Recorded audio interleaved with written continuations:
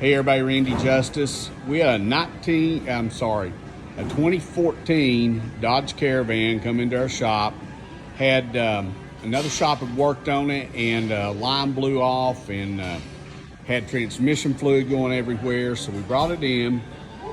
We fixed the line. They put the wrong clip on the line. That's why it blew off. So we repaired that. Found out that it had a Die-Hard battery in it, which was bad.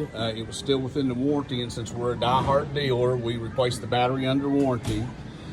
Then we found out that the vehicle had a running problem, and found out that the plugs and the ignition coils were bad.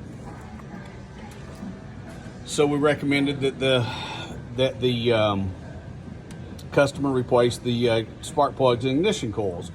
Found out the valve cover gaskets were leaking down into the spark plug tubes, so we talked to the customer about replacing the valve cover gaskets.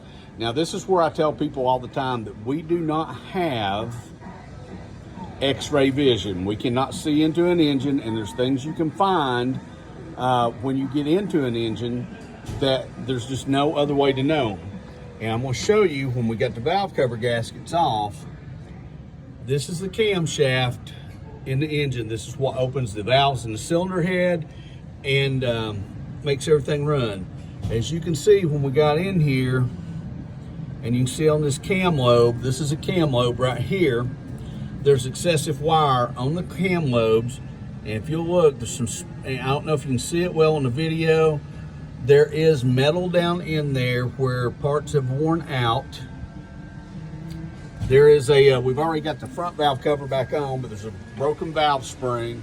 Basically, the engine has internal damage that there's no way we could have seen until we got the valve covers off.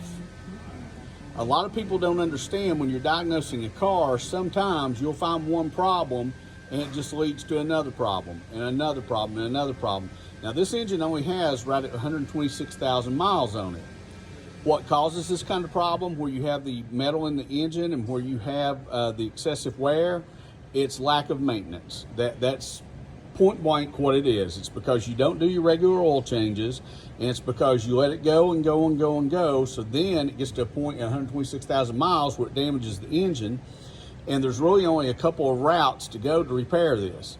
It's to pull the heads, to rebuild the heads, the cylinder heads, and replace all the internal components there, and hope that there's nothing done to the bottom end of the engine, or it's replace the engine in the vehicle, which the customers decided they don't want to put that kind of money into it. But guys, I just want to tell you, this is why we talk so much about preventive maintenance on your car, doing your oil changes regularly, changing your coolant at least every 2 years. Even there's times to change your brake fluid. Just the preventive maintenance stuff that everybody needs to do.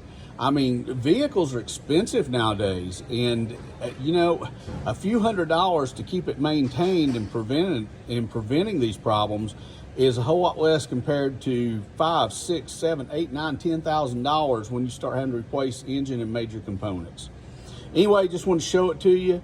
Please remember to get your oil changed and take care of your vehicles. Everybody have a wonderful day.